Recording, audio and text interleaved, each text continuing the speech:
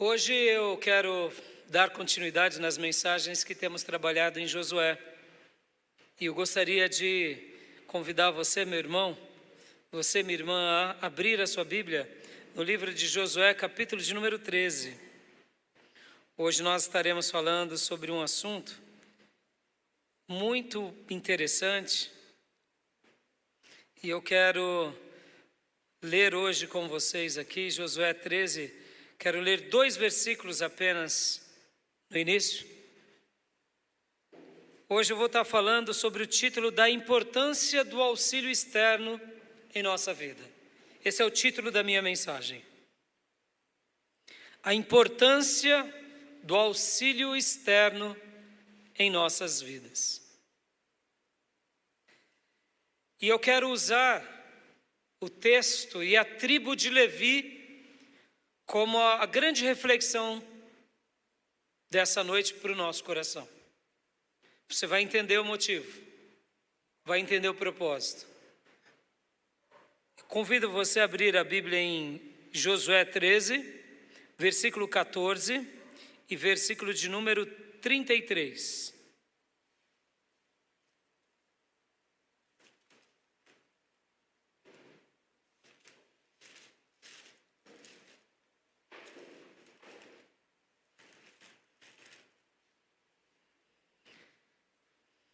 As terras foram conquistadas por Josué, foram divididas entre as tribos, mas uma das tribos não recebeu uma porção. Uma das tribos não teve direito às terras. Uma das tribos ficaram sem território propriamente dito. Num primeiro momento parece um castigo, né? Pense você fazer parte de um colegiado, Deus te dá uma missão, e aí vocês batalham, lutam, vencem. Quando vocês vão repartir o bolo, não tem bolo. Ficou sem bolo. Os outros irmãos ficaram com um pedação do bolo e você fica sem bolo. Num primeiro momento não parece que é um castigo, não é? No primeiro momento não parece que Deus está fazendo acepções de pessoas? Ele está cuidando de uns em detrimento de outros não. Mas guarde isso. Tudo que Deus faz é bom, é perfeito e é agradável.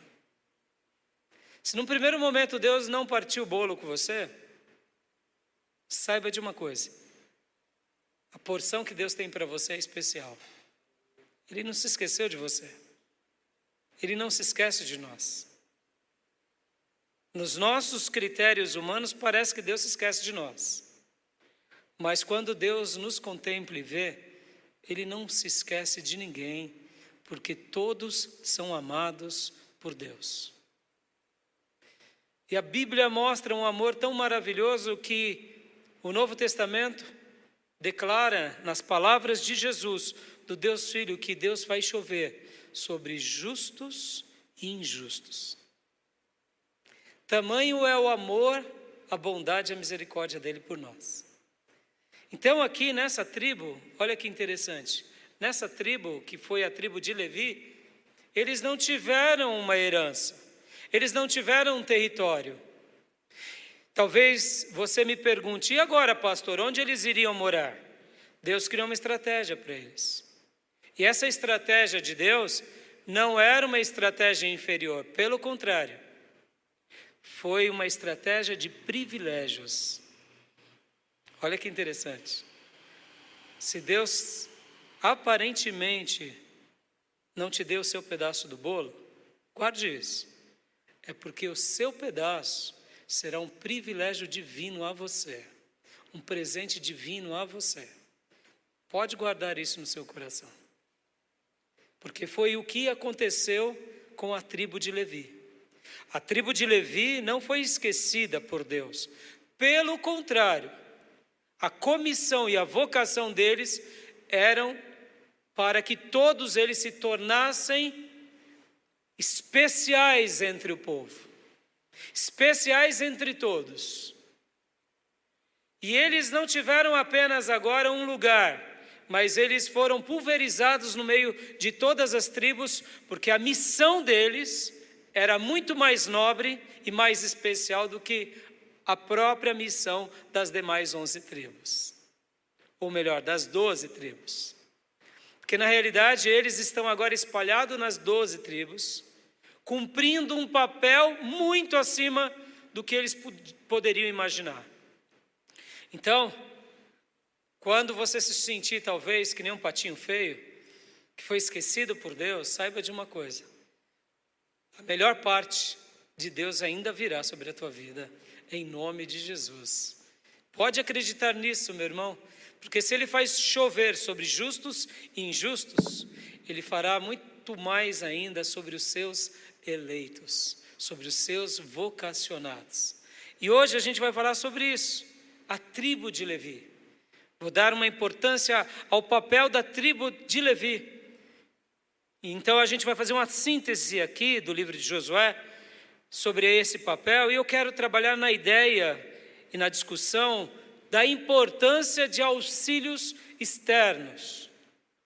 Auxílio externo, auxílio que vem de fora, uma ajuda, uma orientação, uma gestão, uma pessoa que nos agrega, um mentor, um professor, um líder, um terapeuta, alguém, ou como hoje buscamos, um médico, alguém que precisa de algo muitas vezes na vida, busca o quê? Busca um especialista, busca o auxílio externo. Pode ver, a gente não cresce sozinho, a gente precisa de alguém. Você está aqui e chegou onde chegou porque Deus pôs pessoas ao seu redor. Desde quando você foi gerado, você foi colocado num útero. Você não nasceu por acaso. Alguém cuidou de você 9 meses e depois continuou cuidando durante uma longa caminhada para você se tornar um pingo de gente e depois ter consciência de si e chegar onde chegou. Você precisou de auxílio externo. Então hoje a gente vai falar sobre isso, a importância do auxílio externo, de uma ajuda de alguém, em especial dessa tribo que foi a tribo de Levi. Tá bom? Então vamos ler esses 2 textos, vamos orar e a gente vai refletir um pouco mais sobre isso.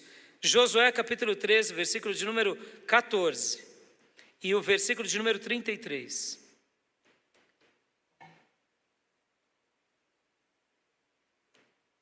Diz assim a palavra de Deus: mas a tribo de Levi não deu herança alguma, visto que as ofertas preparadas no fogo ao Senhor, ao Deus de Israel, são a herança deles, como já lhes dissera. E agora vamos ler o versículo de número 33. Mas a tribo de Levi, Moisés não deu herança alguma. O Senhor, o Deus de Israel, é a herança deles, como já lhes dissera. Amém. Você precisa do auxílio do Senhor? Você precisa do auxílio de Deus, da ajuda de Deus? Você precisa de alguém na sua vida para te ajudar a crescer um pouco mais? Então, ore comigo agora. Repita comigo essa oração. Eu vou orar, você repete em casa. E aqui comigo, na igreja local. Senhor, eu necessito do teu auxílio, da tua ajuda, em primeiro lugar. E eu necessito também da ajuda de todos aqueles que o Senhor colocou para ser bênção na minha vida. E eu espero também ser bênção e ser auxílio para muitas vidas, em nome de Jesus. Amém. Eu conversava com um amigo, e esse amigo ficou muito feliz, porque ele tem um problema muito grande de autocontrole. Ele é uma pessoa muito intempestuosa, então ele está num estado e de repente ele vai para outro estado e ele já não consegue mais voltar, fica meio cego. E algumas vezes ele pediu ajuda, eu orientei, orei por ele. E um tempo desses atrás ele começou a buscar a ajuda de um profissional. de um terapeuta e comprou livros e tem buscado ajudas. E uma coisa interessante que aconteceu com ele é que, enquanto eu conversava com ele, ele estava felicíssimo. Ele estava muito feliz porque ele tinha dito que ele está conseguindo voltar. Ele está conseguindo ter o autocontrole. Algo que para muitos aqui é algo simples, mas para ele não era. Enquanto conversávamos, eu falava para ele, está vendo? Nós precisamos de auxílio externo. Nós precisamos de alguém. Na realidade, nós precisamos o tempo todo, é que na realidade a gente acaba, eu diria, dando muito lugar ao nosso ego e à nossa soberba. Então, geralmente a gente se esquece do próximo. Geralmente a gente se esquece daqueles que nos ajudaram, daqueles que sempre foram, eu diria, determinantes na nossa vida. Durante muitos momentos da nossa vida, a gente está recebendo auxílio externo, ajuda, e de repente quando a gente melhora, a gente parece que se esquece. Esquece que aquela pessoa foi fundamental, foi necessária. É como se uma soberba viesse sobre nós e dissesse para nós, está vendo? Você conseguiu sozinho, então continua sozinho. Na realidade, isso só prova um pouco da nossa soberba, do nosso orgulho. Porque um coração um pouco mais grato, ele jamais esquece aqueles que um dia foi instrumento de ajuda sobre nós. Quem conserva a gratidão não se esquece daqueles que foram decisivos em vários momentos da nossa vida. E eu fiquei muito feliz ao conversar isso com meu amigo. E eu falava para ele, meu amigo, olha, continue assim, pedindo auxílio externo, pedindo ajuda. Sabe, amados, nós temos um instinto que Deus nos deu. E diferente dos animais, que eles seguem o seu instinto, podem ver que quando nós seguimos a nossa vida apenas pelo nosso instinto, nós podemos até ter êxito até um certo ponto. Depois daquilo, o instinto não resolve mais. Porque como seres humanos só somos aperfeiçoados a partir do auxílio do outro. Você precisa de alguém. Você precisa de alguém. Em algum momento você precisará de alguém. Você vai precisar de um professor, de um especialista, de um mecânico, de um advogado, de um médico. Você vai precisar de alguém. Você não vai conseguir fazer autocirurgia. Você pode até tirar uma verruga.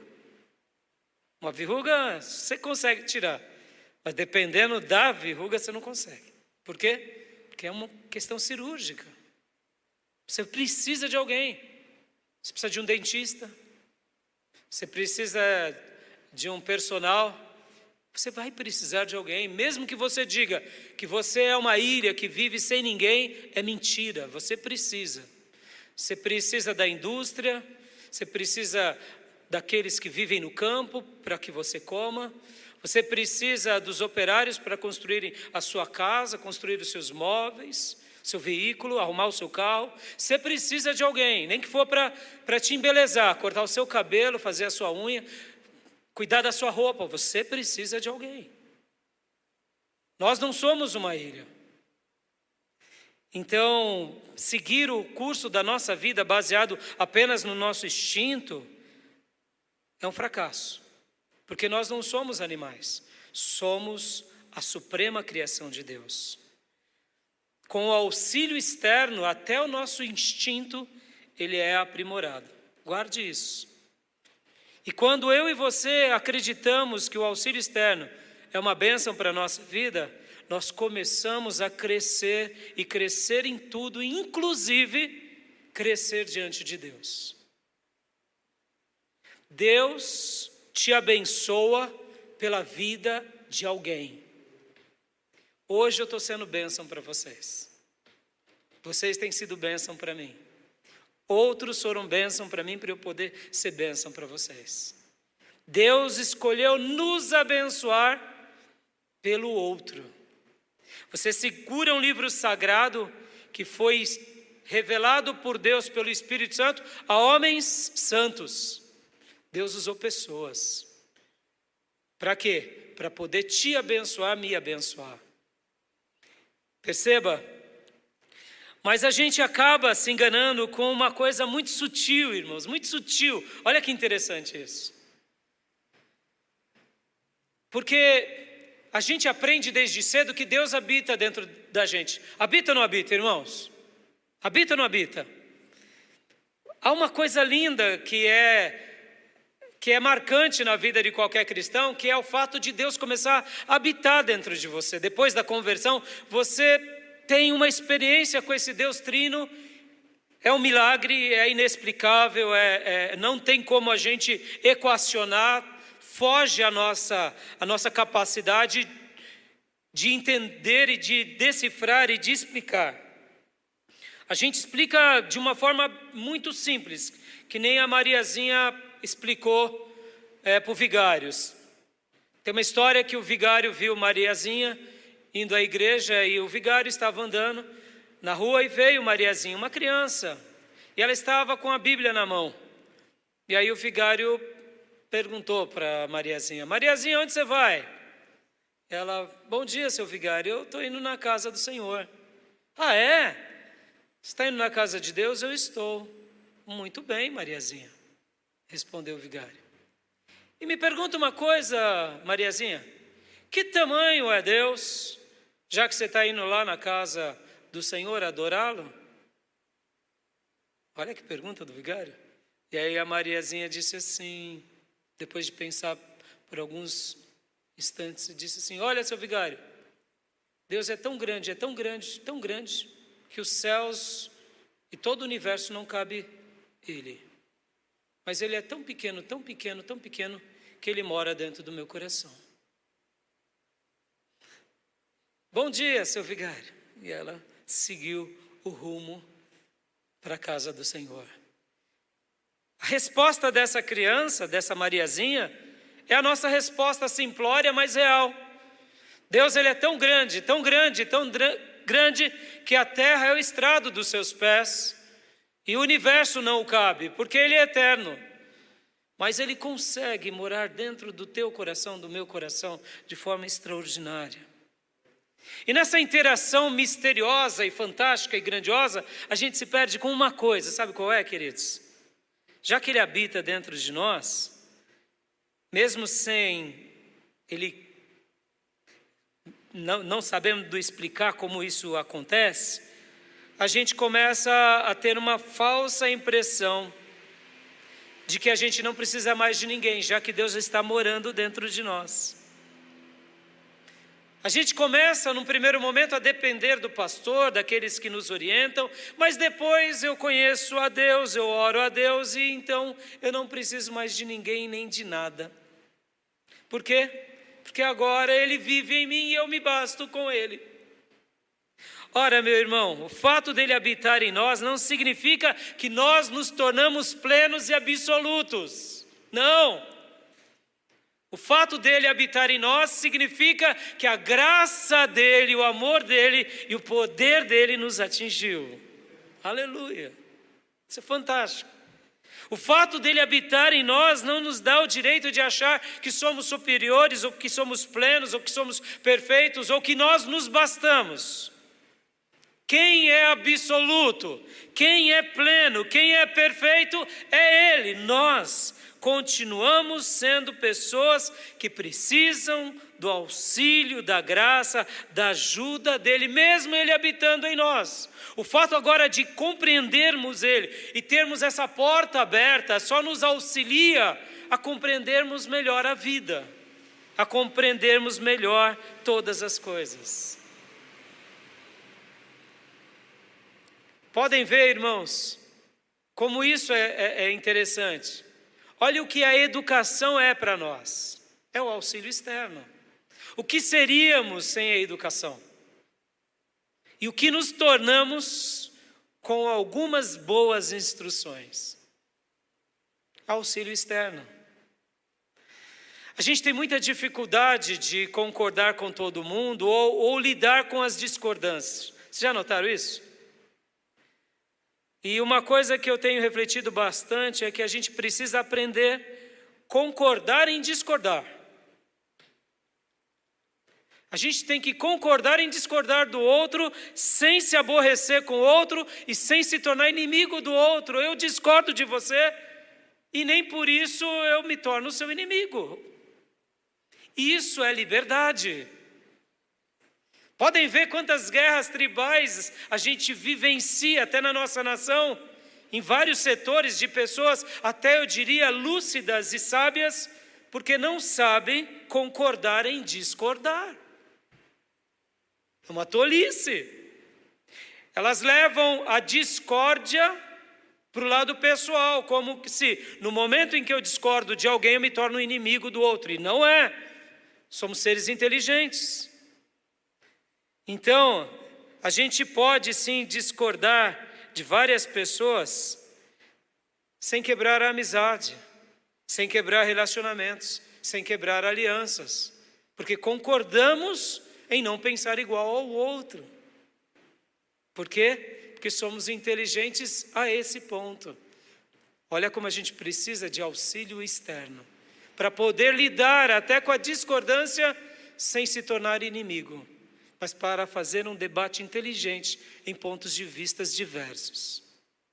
Hoje eu quero trabalhar sobre essa ideia aqui, irmãos, porque olha, é muito lindo o que a gente vai falar aqui. A gente vai estar usando a tribo de Levi. A tribo de Levi, que não foi uma tribo qualquer, foi uma tribo especial. Hoje, quando eu falar aqui sobre a tribo de Levi, remeter à ideia de Israel, eu quero que você associe que Levi e a tribo de Levi, essa tribo especial, foi bênção para Israel, assim como a igreja é bênção para o mundo, tá bom? Então toda vez que eu tocar no assunto, e principalmente quando eu mencionar Israel, mencionar o papel da tribo de Levi, associe diretamente à igreja, associe diretamente à nossa vida. Uma última coisa antes de ir para os meus pontos. Olha que interessante, irmãos. A vida desses 12 filhos de Jacó não foram vidas de filhos exímios. Porque quando a gente pensa assim nos patriarcas, e lembramos de Abraão, de Isaac e de Jacó, e depois os 12 filhos de Jacó, a gente pensa assim, eles eram perfeitos, eles eram notáveis. Não, meu irmão. Dos 12 filhos de Jacó, José era notável. E parece que Benjamim também tinha características de um filho seleto. Os outros 10 filhos eram errantes, eram tortos, ou como chamamos nos nossos dias, eram baita tranqueiras. Hoje o que a gente vai contar aqui da história de Levi, falando que é uma tribo sacerdotal, uma tribo especial, não foi sempre assim. Aliás, quando nós lemos lá a bênção de Jacó para Simeão e Levi, dá até vergonha de ver as palavras em que Jacó citou abençoando Simeão e Levi, mostrando que eles tinham cometido delitos, a espada deles era sanguinária, e o destino de Simeão e de Levi entre os seus irmãos era ser espalhado entre eles. Ou seja, dá uma ideia de castigo e sentença por algo horroroso que eles fizeram. Depois leiam Gênesis 34 e vocês vão ver o que Simeão e o que Levi fez, algo horroroso. Cometeram delitos horrorosos no meio de uma outra nação. Ou seja, a história, quando lemos dos filhos de Jacó, eles não eram pessoas melhores do que nós. O próprio Judá, que falamos esses dias atrás, quando a gente lembra a tribo de Judá, Jesus é da tribo de Judá, o rei Davi é da tribo de Judá, a gente tem uma ideia de que Judá era uma pessoa notável. Não, irmãos, Judá era um tranqueira, com todo respeito à expressão. Ele teve filhos extremamente problemáticos, que Deus sentencia os filhos, e depois ainda, para piorar ainda, olha que forte, ele ainda é injusto com a sua nora. Então a gente nota que tanto Judá, quanto Simeão, quanto Levi, eles eram pessoas que erraram muito, fizeram muitas coisas feias, mas em algum momento da vida deles, eles olharam para Deus, pediram auxílio de Deus, pediram o socorro de Deus, e Deus escreveu a história da vida deles.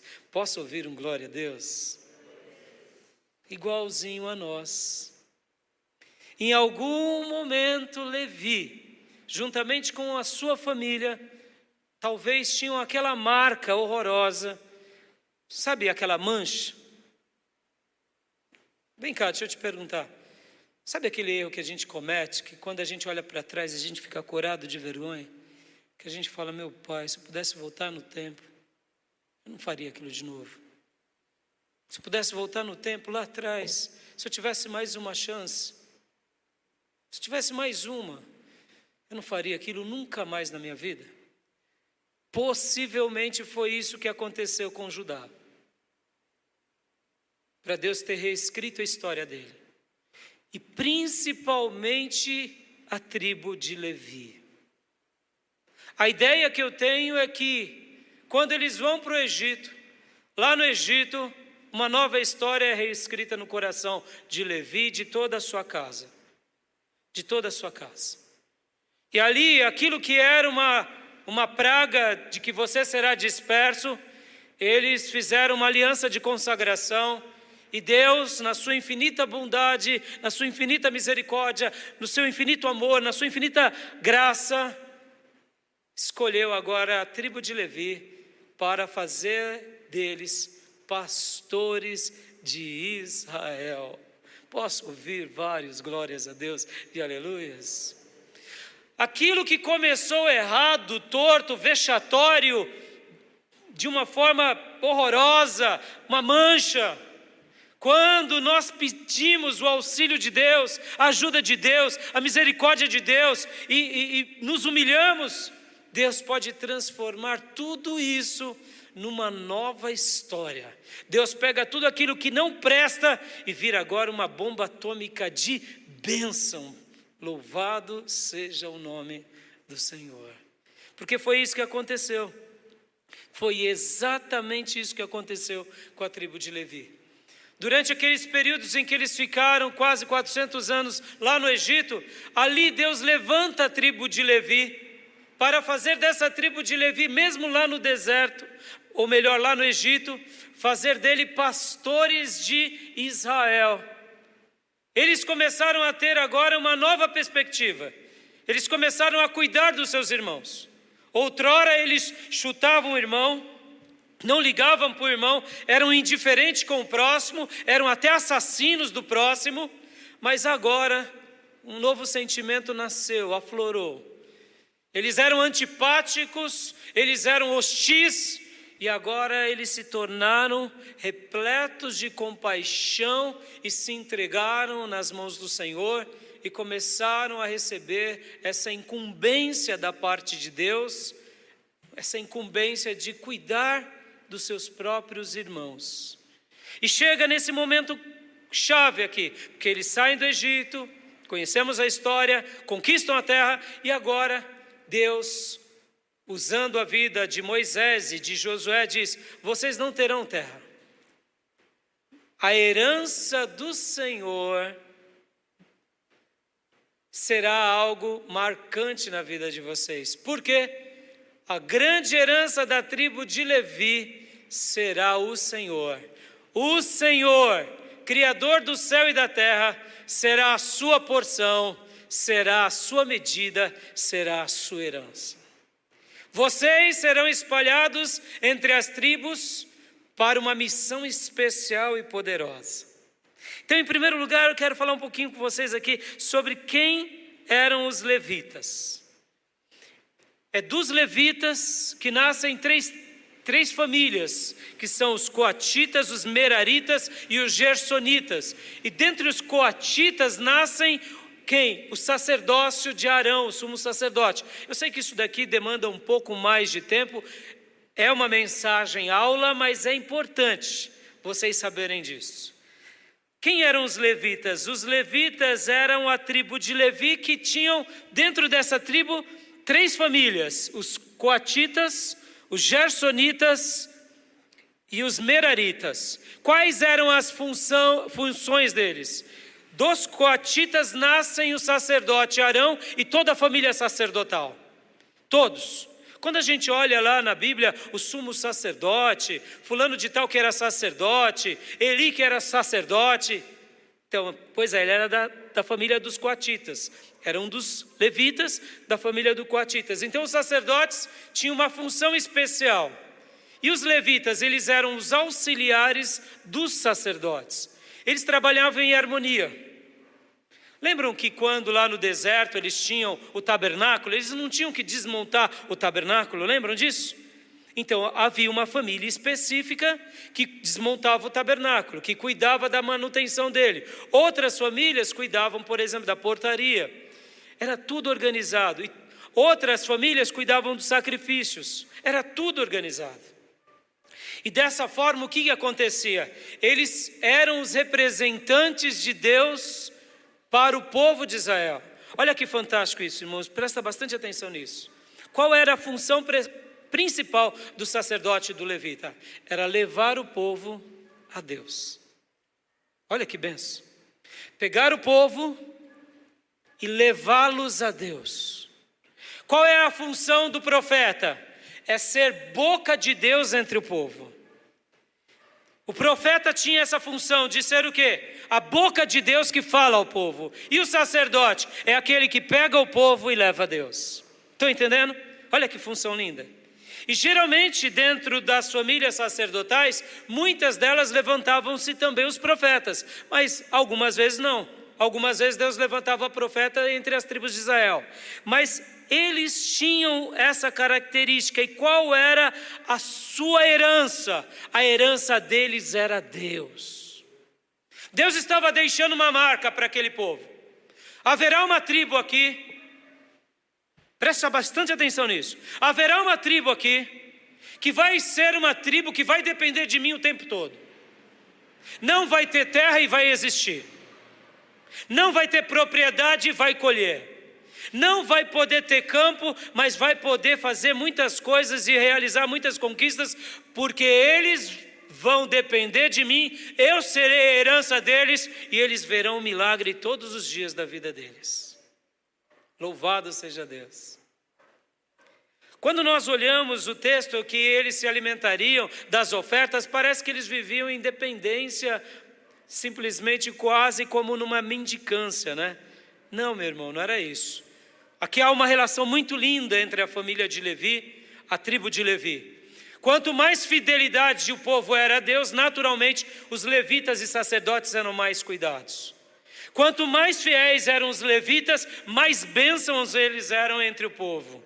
E quanto mais bênçãos os levitas e sacerdotes eram e o povo era, havia um poder extraordinário de Deus entre todos. Agora, quando faltava fidelidade desses sacerdotes e levitas, e eles não ensinavam corretamente os caminhos de Deus, o povo perecia. E o povo perecendo, naturalmente, as coisas ficavam ruins para eles também. Os levitas, guardem isso, eles viviam na dependência de Deus.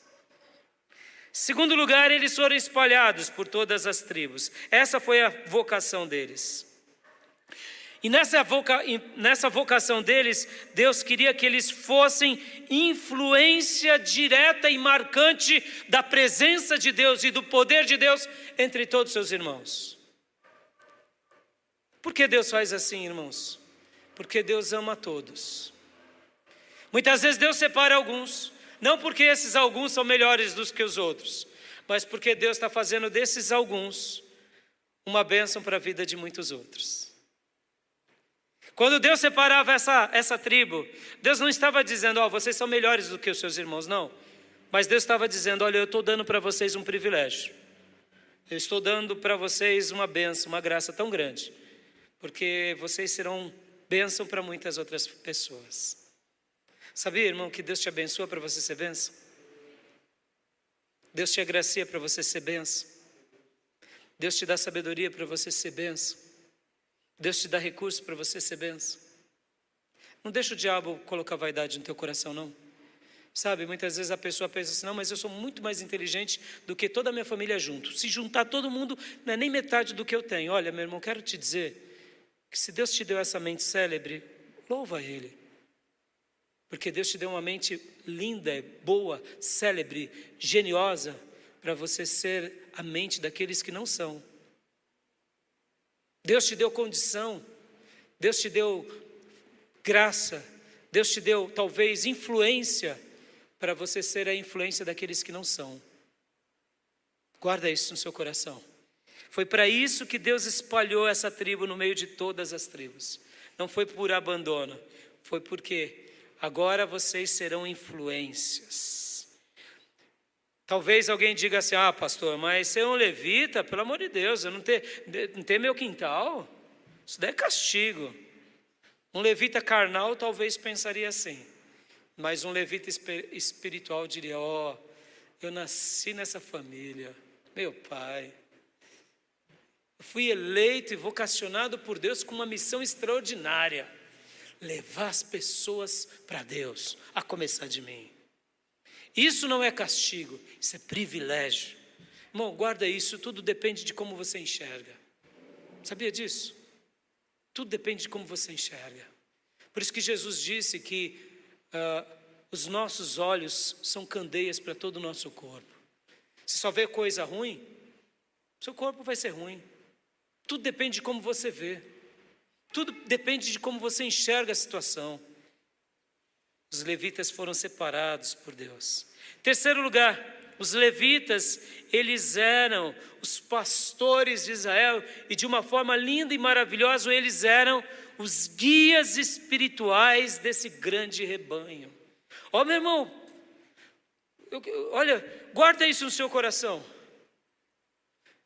Há um poder extraordinário em termos alguém para nos conduzir espiritualmente na vida.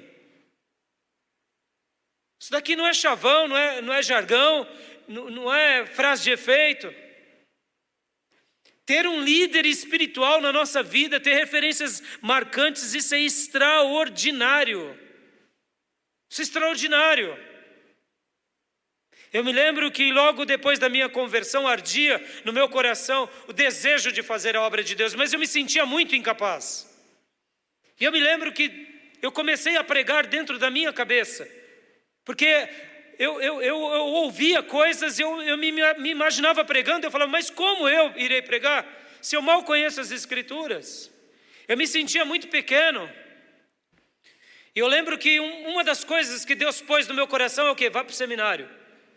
E lá no seminário, mesmo assim, eu continuava me sentindo muito pequeno diante daqueles grandes homens de Deus. Mas, irmãos, como foram dias maravilhosos os meus dias de seminário. Por quê? Porque ali Deus fundamentou as Escrituras no meu coração. Deus fundamentou, por quê? Porque nós precisamos de pessoas para nos conduzir espiritualmente. Isso é muito sério, meus irmãos. E a gente precisa de pessoas muito sérias, porque uma pessoa que recebeu essa incumbência de ser um líder espiritual, ele é uma pessoa que pode ou arruinar a nossa vida, ou salvar a nossa vida.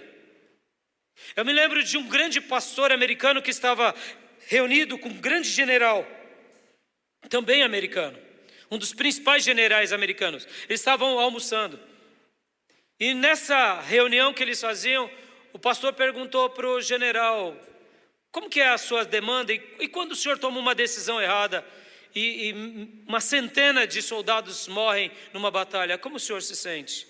E aí ele começou a relatar as experiências dele de ser esse alguém que cuida de uma nação por meio do seu exército. E quando vai na guerra, é a sua nação indo à guerra. E aí ele dizia e falava sobre a grandeza que era liderar esse exército, mas a dureza que era ver os seus soldados morrerem debaixo das suas orientações. E enquanto esse pastor falava com o general, Deus falou no coração desse pastor que a grande diferença entre um general e um pastor porque um general, quando ele erra, ele faz com que apenas homens e mulheres morram. Mas quando um pastor erra, ele pode levar vidas para o inferno e é uma morte eterna. Enquanto eles conversavam, houve um terror no coração desse pastor. Porque, irmãos, se um pastor conduzir um rebanho erradamente, ele não só pode acabar com pessoas, com famílias, mas pode destinar uma nação nas mãos do inimigo. Ou seja, pode lançar pessoas a uma desgraça eterna para sempre. Ou seja, o peso de um líder espiritual é imenso, é enorme. E quando nós temos pessoas de alto calibre, de grande expressão, de uma espiritualidade profunda, essas pessoas conduzem o rebanho diante de Deus e para a glória de Deus, e não são apenas conduzidos nessa vida, mas para uma vida toda eterna ao lado de Deus. Isso é fantástico. Israel aprendeu desde cedo a deixar com que os levitas se tornassem os pastores e os guias deles. Porque quando eu falo levitas, meu irmão, lembrando que aquela ideia, de que levita é quem ministra apenas música. Não, o levita ele era o auxiliar do pastor. E dentro das funções dos levitas, eles inclusive ficavam na portaria, porque depois da construção do templo, mudou as funções dos levitas. E eles também faziam parte do período de música. Então os sacerdotes, juntamente com os levitas, faziam essa obra do quê? De levar o povo diante da presença de Deus, de perdoar os pecados do povo através das instruções de Deus. Então, os sacerdotes e os levitas, eles eram os pastores de Israel. E o povo de Deus aprendeu isso desde cedo. Lá em Josué 22:13, conta uma história muito interessante. Abra comigo lá, rapidinho. Eu pretendo pregar uma outra mensagem sobre o capítulo 22 de Josué. 22:13 conta um incidente que acontece. E então aqui, foi um problema espiritual que aconteceu nas 2 tribos e meias que estavam a leste do Jordão. E aqui nesse momento, já se tratando de um problema espiritual, por que não chamaram Josué? Chamaram quem? Chamaram o sumo sacerdote. Porque problema espiritual se resolve com sacerdote. Problema de liderança e de guerra se resolve com o general. E era Josué. Olha que coisa linda. Josué aqui, ele sabia que ele precisava do auxílio dos pastores. E essa era uma função dos pastores de Israel a serem resolvidos. Versículo 13 do capítulo 22 diz: Então os israelitas enviaram Finéias, filho do sacerdote Eleazar, à frente de Gileade, as tribos de Ruben, Gade e a metade da tribo de Manassés. E o texto vai mostrar no capítulo inteiro, vou deixar isso para um outro assunto, que o problema foi resolvido, foi um grande mal-entendido. Mas por quê? Porque problemas espirituais você não resolve com um médico. Guarda isso no seu coração, meu irmão. Problemas espirituais você resolve com pastores que cuidam da sua alma. Problemas espirituais você não resolve em terapias. Você não resolve com amigos. Você não resolve em clubes. Problemas espirituais você resolve espiritualmente. E quem é aqueles que foram separados por Deus para conduzir a vida espiritual do povo de Deus? Os pastores. Questões de liderança, você busca o líder. Questões de guerra, você busca o líder. Mas questões espirituais, você busca o pastor. Quarto lugar, por que Deus levanta aqui os sacerdotes e os levitas? Porque Deus tinha um projeto não só com os sacerdotes e os levitas. Deus tinha um projeto com a nação. Isso é fantástico. Israel era uma nação para Deus sacerdotal. Deus, quando Ele quer redimir a história das nações, Ele levanta um povo, é o povo de Israel. E dentro desse povo tinha os pastores que conduziam esse povo a aprender do Deus de Israel. Então os sacerdotes levitas, eles eram esses líderes que os levavam a Deus, os atraíam a Deus e falavam da parte de Deus a eles. Mas o projeto de Deus não era só com os sacerdotes, não eram só com os levitas, o projeto de Deus era com a nação. Glória a Deus. Quero ler com você um texto que está em Êxodo 19, esse texto é maravilhoso. Êxodo 19, no versículo, Êxodo 19, abra comigo, livro de Êxodo, capítulo de número 19. Quero ler alguns versículos com vocês. É lindo demais esse texto. Mostrando como Deus vê o povo de Israel. Lembra que eu falei no início? Quando você pensar em Israel, você deve lembrar o quê? Fazer a ponte para? Vamos lá, meus alunos. Estão prestando atenção? Irmãos em casa? Estão prestando atenção? Você deve fazer a ponte com a igreja. Lembra? No Novo Testamento a Bíblia vai falar que a igreja é o Israel de Deus, é o Israel espiritual. A gente vai ler um texto também já já. Então abra comigo em Êxodo 19, versículo 3. Olha só que fantástico, do 3 ao 6. Olha como Deus via o povo dele no Velho Testamento. Logo Moisés subiu ao monte para encontrar-se com Deus, e o Senhor o chamou do monte dizendo: diga o seguinte aos descendentes de Jacó e declare aos israelitas. Versículo 4. Vocês viram o que fiz ao Egito e como os transportei sobre asas de águia e os trouxe para junto de mim. Agora, se me obedecerem fielmente e guardarem a minha aliança, vocês serão o meu tesouro pessoal dentre todas as nações. Aleluia! Embora toda a terra seja minha, vocês serão para mim um reino de sacerdotes e uma nação santa. Essas são as palavras que você dirá aos israelitas. Um tesouro pessoal. Querido irmão, você que é a igreja de Jesus, Deus te vê como um tesouro especial. Isso é fantástico, meu irmão. Você é tesouro de Deus nessa terra. Oh, meu irmão, coisa extraordinária. Aqui o texto diz: vocês serão para mim um reino de sacerdotes.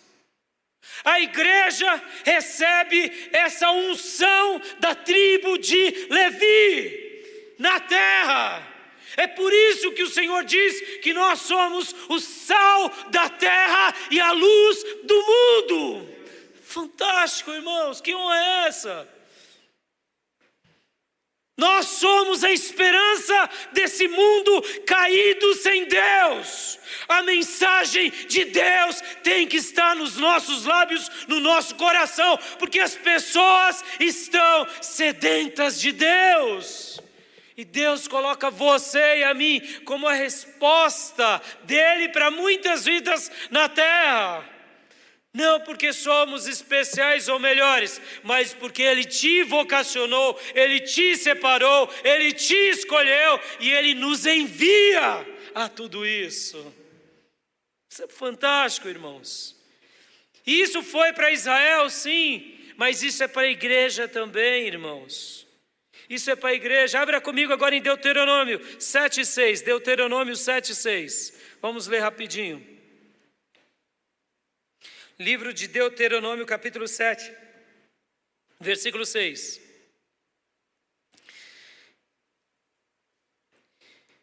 Pois vocês são um povo santo para o Senhor, o seu Deus. O Senhor, o seu Deus, os escolheu dentro de todos os povos da face da terra para ser o seu povo, o seu tesouro pessoal. Recebe nessa noite, meu irmão, no seu coração, você que está vivendo uma vida, quem sabe, com uma baixa autoestima e uma baixa valorização, Deus manda eu te dizer, você é tesouro pessoal dEle. Você é tesouro dEle. Ou como dizem os profetas, você é a menina dos olhos de Deus. Dê glórias a Deus, meu irmão. Isso está muito mais além do que a gente. Isso está muito mais além do que a nossa virtude. Isso Deus faz na gente, irmão, simplesmente porque você creu em Cristo, se lançou a Cristo. E quem sabe você fez como Judá um dia, viveu errado. Ou quem sabe como Simeão, ou o próprio Levi, que usou a sua vida para matar, para cortar, para destruir. Mas depois que a gente se lança diante de Deus, daquilo que era uma tragédia, Deus pega essa matéria-prima, conserva o nosso coração nesse mar de arrependimento e faz da nossa vida agora uma vida para a glória dEle, de muito significado, de muita beleza, de muita grandeza, para poder ser bênção para muita gente. Você é tesouro de Deus na terra. Meu irmão, se orgulhe disso. Se orgulhe. Talvez você esteja dizendo, mas pastor, o diabo está sussurrando no meu ouvido que eu não valho nada, que eu não sirvo para nada, que eu errei muito. Então agora, em nome de Jesus, diga para o acusador, arreta-te, Satanás, porque eu sou tesouro de Deus na terra. Eu estou debaixo do sangue do Cordeiro. Eu pertenço a Cristo, a minha alma é dEle, a minha vida é dEle, e eu vou fazer tudo o que Ele quiser, para a glória do nome dEle. Então, diabo, bata em retirada em nome de Jesus. Abra sua Bíblia comigo também em 1 Pedro, capítulo 2, livro de 1 Pedro, capítulo 2. Versículo de número 3.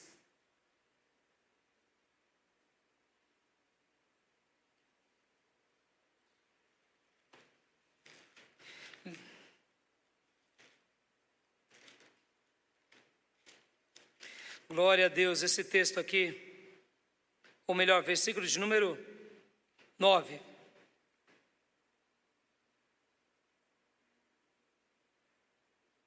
Versículo 3 diz assim, vamos ler o 3. Agora que provaram que o Senhor é bom. Você já provou que o Senhor é bom, irmãos? Você e eu somos falhos. Bom é Deus. Você já provou? Se não, então nessa noite prova em nome de Jesus. Porque Ele é bom e Ele é misericordioso. E agora vamos para o 9, que tem a ver com o texto de Deuteronômio e de Êxodo. Vocês, 1 Pedro 2,9. Vocês, porém, são geração eleita, sacerdócio real, nação santa, povo exclusivo de Deus, para anunciar as grandezas daquele que os chamou das trevas para a sua maravilhosa luz. Aleluia! Podem ver que a gente só proclama, porque um dia essa palavra foi proclamada a nós e nós cremos, e por isso nos tornamos o que o texto sagrado diz. Nós não nos tornamos pelos nossos méritos, nós tornamos pela graça e pela misericórdia de Deus. Por quê? Porque é a palavra de Deus que é poderosa para transformar, para mudar, para fazer algo tremendo em nós. Por isso que lá no livro de Romanos, o apóstolo Paulo, ensinando aquela igreja, diz que é pelo poder do evangelho que somos transformados. E o evangelho é o poder de Deus. Nós não somos o poder de Deus, é o evangelho, que quando acreditamos, que quando nos lançamos diante de Deus, arrependidos, há um poder dele. E hoje a nossa função é o quê? É proclamar, anunciar, para que muitas pessoas saiam das trevas e também possam vivenciar e experimentar a maravilhosa luz do Senhor, tornando-se o quê? Uma nação santa, um sacerdócio real, geração eleita, um povo exclusivo de Deus. Você é tudo isso que Deus prometeu. Não diga para você mesmo o que você acha, o que você é. Diga para você o que Deus diz, o que você é. Nessa noite Deus está falando o que você é. Israel era essa nação sacerdotal, a igreja é essa nação sacerdotal, é esse tesouro pessoal entre todos os povos da terra. E por que Deus nos faz sermos isso? Porque Deus deseja com que Israel e com que a igreja seja a nova formadora de opinião na terra. Meu irmão, você é um formador de opinião e você nem sabia disso? Lá no seu trabalho você é um formador de opinião. As pessoas estão te olhando, estão te contemplando. Muitas vezes dentro de você você fala, meu Deus, quanta luta. Como ser crente é difícil, pastor. É verdade, é difícil. Como viver uma vida piedosa é complicado, Como vem luta de tudo que a gente... Parece que as coisas não estão dando certo. Eu digo, não, já não é bem assim não. Você que não está vendo com os óculos de Deus. Você só está olhando as coisas pelas coisas. Nessa noite deixa Deus abrir os seus olhos e o seu coração. Na realidade, lá onde você está sendo luzeiro de Deus. Você está formando opiniões de pessoas que eram ateus, céticos, pessoas que tinham uma referência de Deus errada e da igreja errada, estão olhando para você e estão dizendo assim, puxa vida, olha como ele vive, ele sofre como eu sofro, passa pelos mesmos dilemas como eu passo, em meio a tudo, ele não abandona a fé. Eu quero uma fé que nem daquela irmã, eu quero uma fé que nem aquele irmão. É por isso que você é tesouro especial de Deus na terra. Não desista nunca. Deus está te usando e você nem sabe. Quinto lugar, é importante demais termos pastores para cuidar das nossas almas. Sabe por quê, irmãos? Porque essas pessoas, esses líderes espirituais, eles nos aproximam de Deus, são os nossos guias e nós aprendemos muito da parte de Deus com eles. Querido, uma breve pausa aqui. Quanto você já aprendeu de Deus na igreja? Já parou para pensar nisso?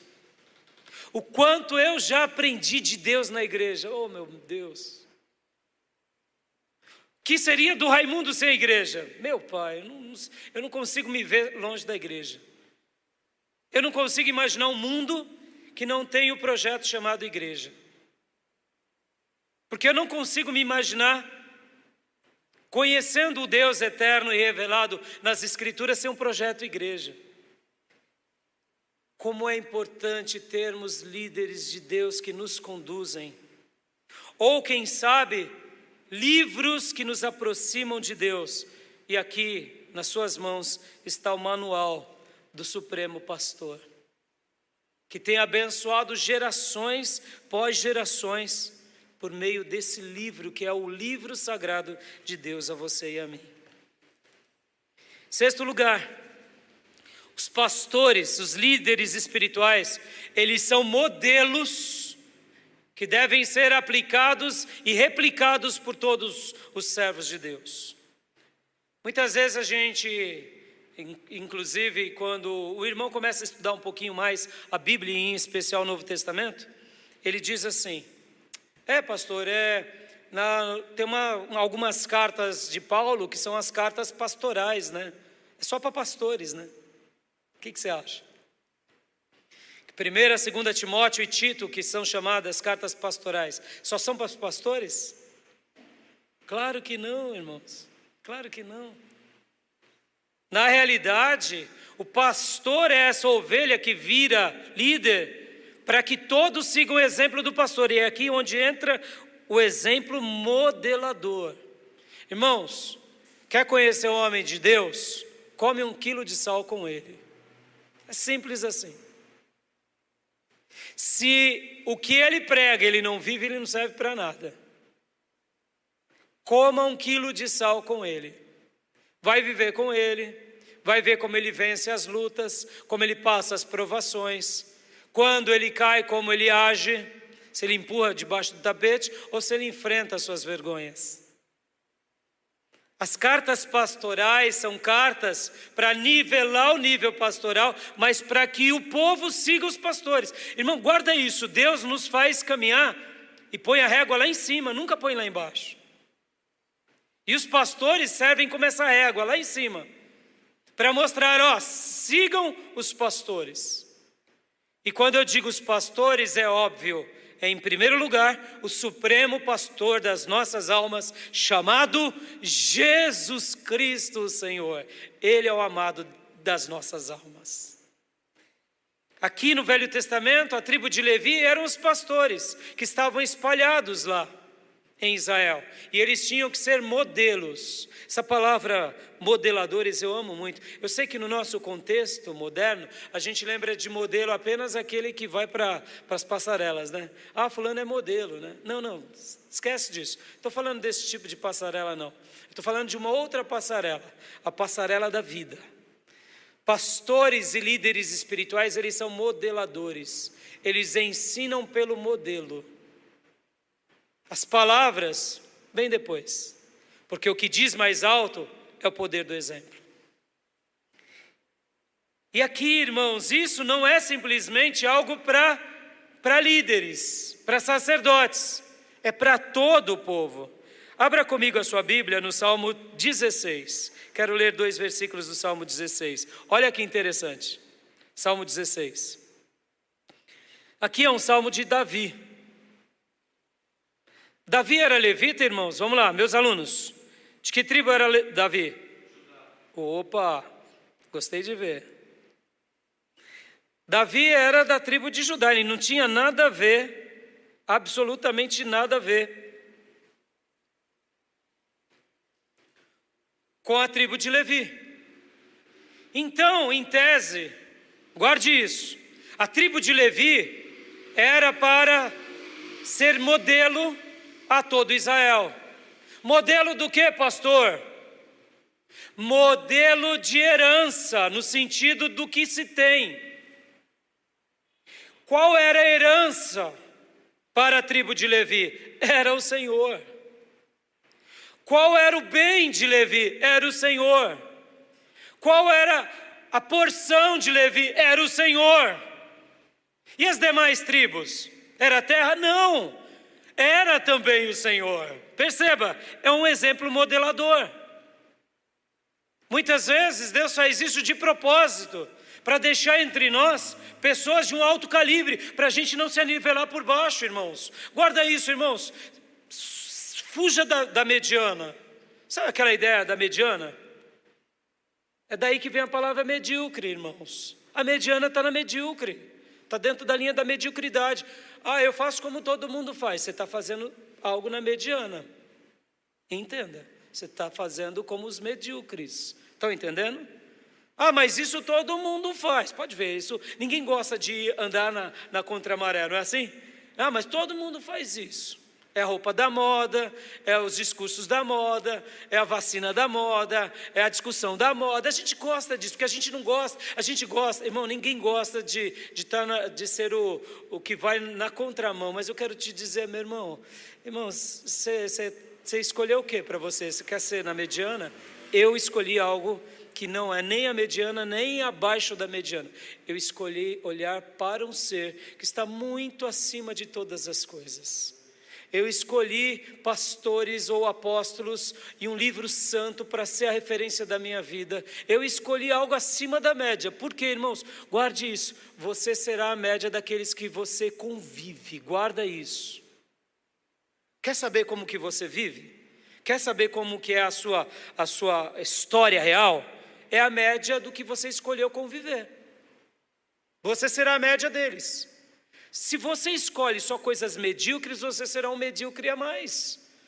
Por isso que a gente não pode se limitar aqui a isso. O pessoal fala mal, o pessoal critica, o pessoal é futriqueiro, é briguento, é danado. Não me esquece, deixa isso de lado.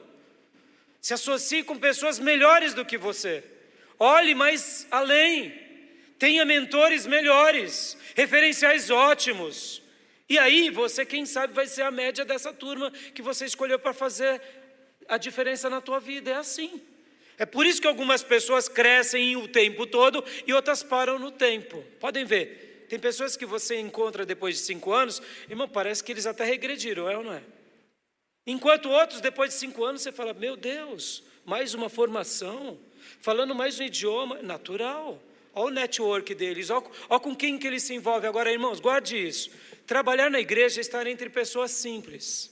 Trabalhar na igreja é socorrer a viúva, é socorrer o órfão, é socorrer o necessitado, o problemático. Mas isso não te faz ser isso. Porque você não faz a sua vida pautada ali, você socorre, você ajuda, mas os seus olhos e o seu coração estão acima da média, estão olhando para gente grande, estão esperando crescer. Nessa noite, Deus põe essa tribo extraordinária diante da gente, para a gente olhar além, para a gente pensar em muito mais coisas. Porque Davi era essa pessoa que não era da tribo de Levi, que não tinha nada a ver com os sacerdotes, mas Deus, para ele, era a herança dele. Oh, meu irmão, ele era rei de Israel. Ele tinha posses, ele tinha título, ele tinha talento, ele tinha um currículo, e ele não colocava o coração dele ali. Ele colocava o coração dele em Deus. Era no Senhor. E era por isso que Davi estava acima da média. Mas pastor, Deus não era herança somente dos levitas e sacerdotes? Sim, porque Deus queria fazer deles modeladores para a nação. Assim é no Novo Testamento. Deus coloca a gente como pastor para vocês serem cópias e caminharem nas mesmas pisadas.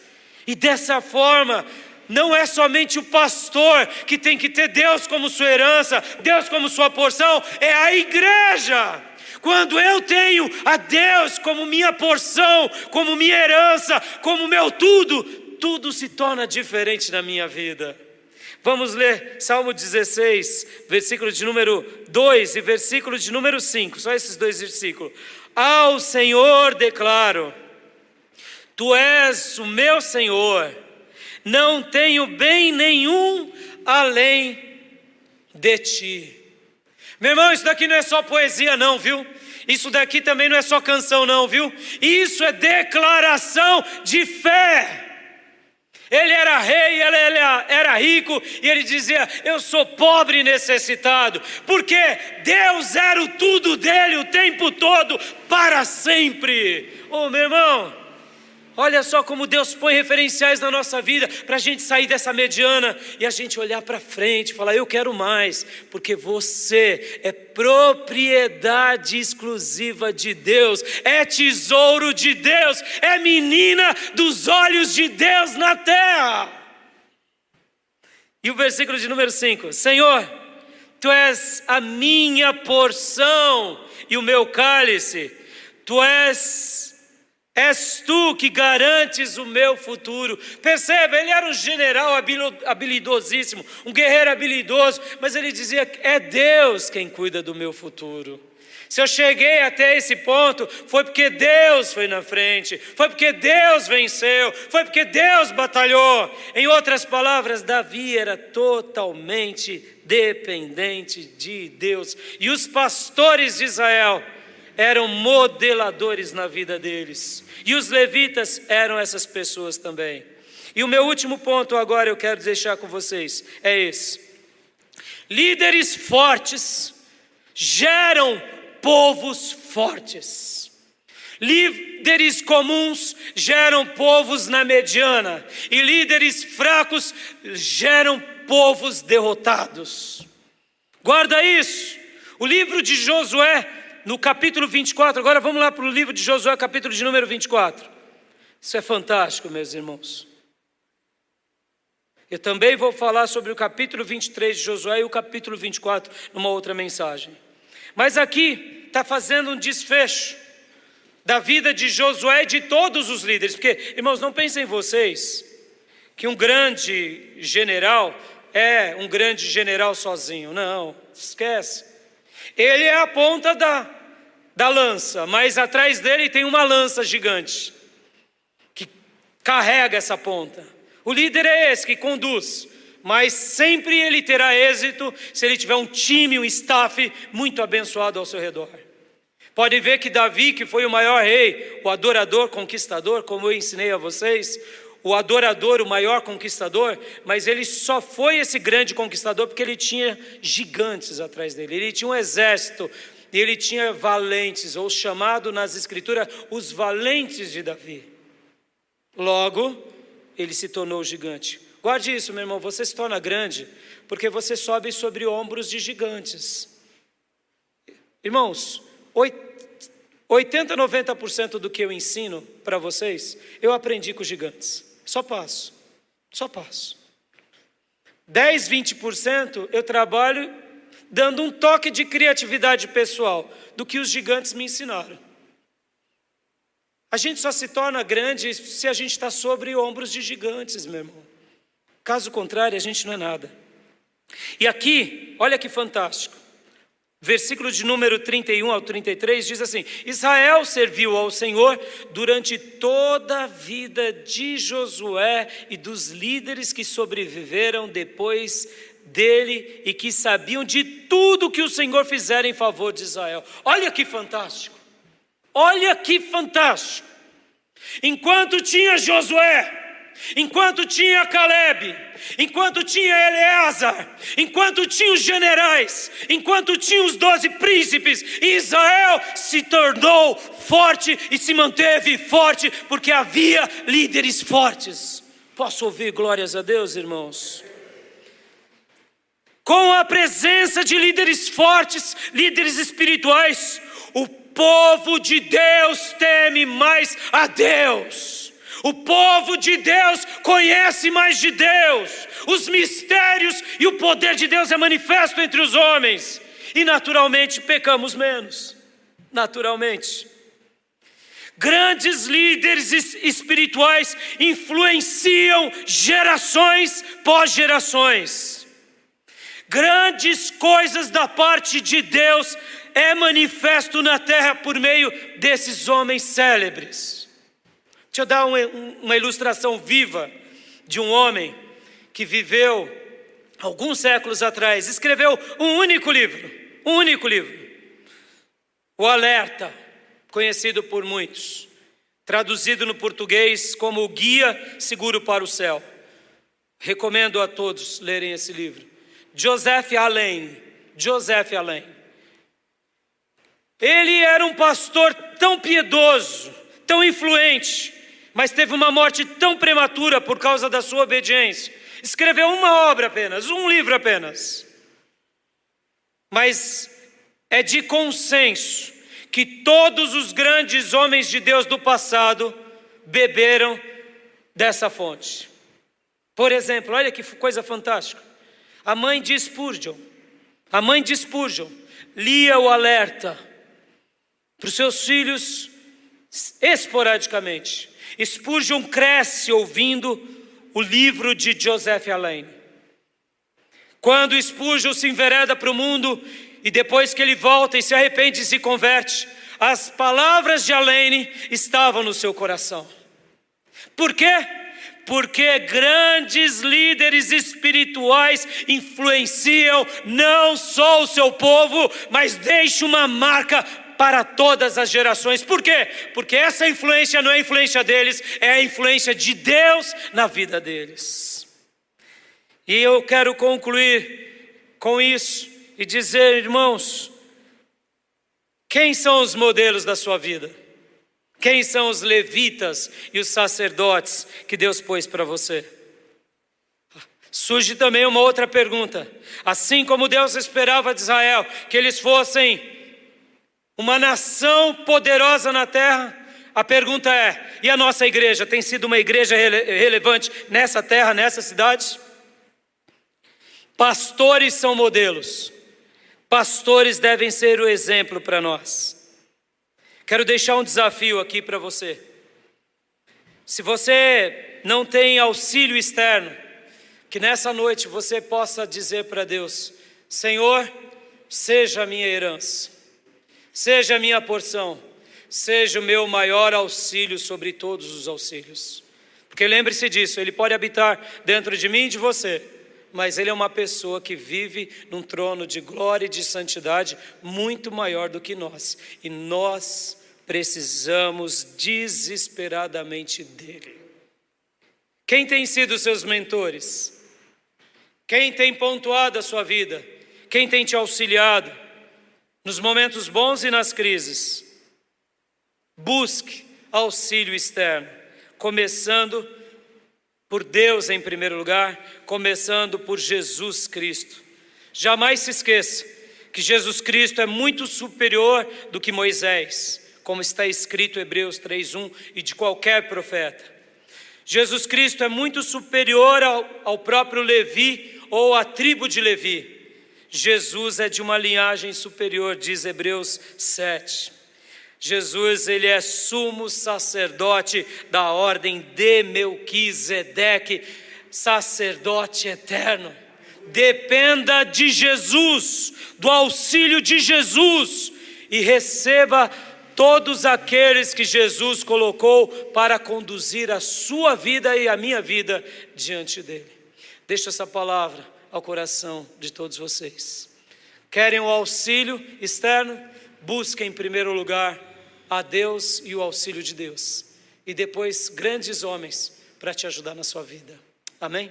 Feche seus olhos, curve a sua cabeça. O Ministério de Louvor pode vir à frente. Quero orar por você que talvez tenha buscado tantos auxílios, ou quem sabe nenhum auxílio. Auxílios errados é igual a nada, e buscar nenhum auxílio também talvez tenha te feito sofrer. Nessa noite, peça para Deus ser o seu grande auxílio, e peça para que Deus sinalize na sua vida homens e mulheres de Deus para conduzir a sua alma. Eu quero orar por você. Pai, em nome de Jesus, eu te agradeço por essa mensagem, pela tribo de Levi, por essa tribo pastoral, de líderes espirituais, que conduziram o povo de Deus, o povo de Israel, que levavam a tua presença ao povo e levavam o povo à tua presença. Obrigado, porque hoje essa é a função da tua igreja. E ó Deus, eu te peço, livra-nos da mediocridade, ou livra-nos, ó Deus, de qualquer coisa abaixo da mediocridade. E faça-nos, ó Deus, termos referências boas, magníficas, extraordinárias, para que a gente continue crescendo todos os dias da nossa vida. Mesmo como disse Mariazinha, Senhor, Deus habitando dentro do nosso coração, o eterno, podendo viver dentro da gente, a gente não sabe discernir como isso acontece. A gente precisa do teu auxílio externo, da tua palavra, dos teus profetas, da tua igreja, dos teus pastores. Coloca diante de nós, homens de Deus, modeladores. Faça da minha vida, Pai, ser um bom exemplo ao teu povo. Faça dessa igreja ser uma igreja sacerdotal, um tesouro pessoal na tua mão, nessa terra, para a glória do teu nome, e que a gente possa glorificar muito o teu nome. É assim que eu oro, é assim que eu te agradeço, é assim que eu te glorifico. Amém. Amém? Se essa mensagem foi bênção para você, meu irmão, não deixe de compartilhar com quem você ama. Não deixe. Seja uma boa influência na vida de muitos. Se eu fui bênção para você e você precisar da minha ajuda, eu estarei à sua disposição, juntamente com a minha linda esposa, juntamente com a nossa amada igreja, para que juntos a gente possa chegar mais longe. Como disse alguém, sozinho vamos mais rápido, mas juntos chegamos mais longe. É por isso que a gente precisa um do outro. Por isso que eu preciso de vocês, e por isso que vocês precisam de mim, para que a gente possa ser esse povo de Deus na terra. Então, não deixe de orar por nós, não deixe de abençoar, compartilhando, participando, amando, tá bom? E quem ainda não é inscrito no nosso canal, se inscreva, Participe das nossas redes, dê as suas contribuições, coloque seus comentários abaixo aí dos nossos vídeos. Isso vai ser de muita utilidade para todos nós, tá bom? Eu quero dar a bênção apostólica.